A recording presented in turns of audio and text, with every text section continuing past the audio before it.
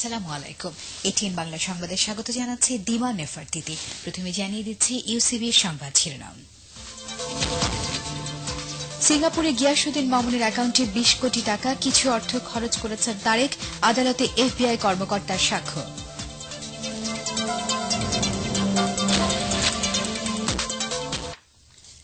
অর্থ পাচার মামলায় BNP senior vice chairman Tarique Rahman ও তার ব্যবসায়িক বন্ধু গিয়াসউদ্দিন আল মামুনের বিরুদ্ধে আদালতে সাক্ষ্য দিলেন মার্কিন গোয়েন্দা সংস্থা এফবিআই কর্মকর্তা ডেবরা লেপ্লোভেট। তিনি আদালতকে জানিয়েছেন, সিঙ্গাপুরের সিটি ব্যাংকে গিয়াসউদ্দিন আল মামুনের 2টি ব্যাংক অ্যাকাউন্টে 20 কোটি 41 লাখ টাকা পাওয়া গেছে। এই টাকার একটি অংশ ভিসা কার্ডের মাধ্যমে তারেক রহমান ব্যবহার করেছেন। তবে তারেক রহমানের আইনজীবীরা সাক্ষ্য গ্রহণকে বেআইনি উল্লেখ করে আদালত বর্জন করেছেন।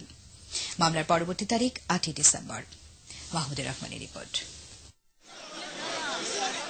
দুর্নীতির মাধ্যমে বাংলাদেশ থেকে বিদেশে যেসব অর্থ পাচার হয়েছে তা ফেরত আনতে 2009 সালে যুক্তরাষ্ট্রের স্টেট গভর্নমেন্টের কাছে সহায়তা চান তত্ত্বাবধায়ক সরকার দুর্নীতি দমন কমিশন। যুক্তরাষ্ট্র সরকার সেদেশের department of justice federal bureau of ইনভেস্টিগেশনের এজেন্ট ডেবরাকে দুর্নীতির বিষয়টি তদন্তের দায়িত্ব দেন। ডেবরা তার তদন্তে সিঙ্গাপুরের সিটি ব্যাংকে গিয়াসউদ্দিন আল মামুনের 2টি ব্যাংক অ্যাকাউন্টের সন্ধান পান, যার মাধ্যমে 2টি ভিসা কার্ড ইস্যু হয়। এর একটি মামুনের নামে, অপরটি তারেক রহমানের। তদন্ত অ্যাকাউন্টস দুটিতে 20 কোটি 41 লাখ টাকা পাওয়া যায়। এর মধ্যে বাংলাদেশের ব্যবসায়ী খোজাজা বেগম ওই অ্যাকাউন্টে $7.5 লাখ জমা দেন।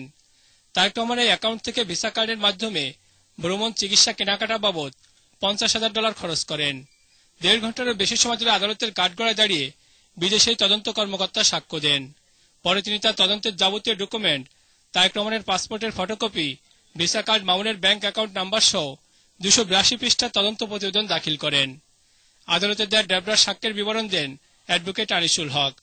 তারেক রহমানের ভিসা কার্ডে তারেক রহমান বিদেশে ভ্রমণ করার জন্য, মার্কেটিং করার জন্য এবং চিকিৎসা খরচ বাবদ $50,000 অধিক খরচ করেছিলেন। এই সাক্ষী আরো বলেছেন যে তার তদন্তকালে তিনি বের করেছেন যে এই গিয়াসউদ্দিন আল মামুনের সিটি ব্যাংকের অ্যাকাউন্টে খোদেজা ইসলাম নামে বাংলাদেশি একজন ব্যবসায়ী সিঙ্গাপুর থেকে $7.5 লক্ষ ট্রান্সফার করেছিলেন। এর আগে সকালে আদালত বসার পরপরই মামুনের আইনজীবীরা ডেবরাকে সাক্ষী হিসেবে আদালতে আনতে দুর্নীতি দমন কমিশনের করা আবেদনের বিরোধিতা করেন। ডেবরার সাক্ষ্য দেওয়ার আইনগত বৈধতা নিয়েও প্রশ্ন তোলেন তারা। আদালত বিষয়টি শুনানি শেষে আবেদনটি নাকচ করে দেন। এই পর্যায়ে তারেক মামুনের আইনজীবীরা আদালত বর্জন করে বিক্ষোভ মিছিল করেন। তবে রাষ্ট্রপক্ষের আইনজীবীরা বলছেন, ফৌজদারি কার্যবিধির 540 ধারা অনুযায়ী আদালত যে কোনো সাক্ষী সাক্ষ্য নিতে পারেন। এক্ষেত্রে বেআইনি কিছু হয়নি।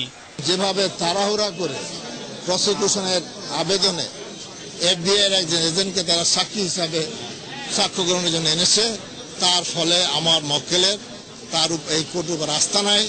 আমরা এই কোর্ট থেকে এই মামলাটিকে অন্য কোর্টে স্থানান্তরের জন্য উচ্চ আদালতে দরখাস্ত করব। আদালতে থাকলে তো তাদের মান সম্মান আরো ডুবে যেত।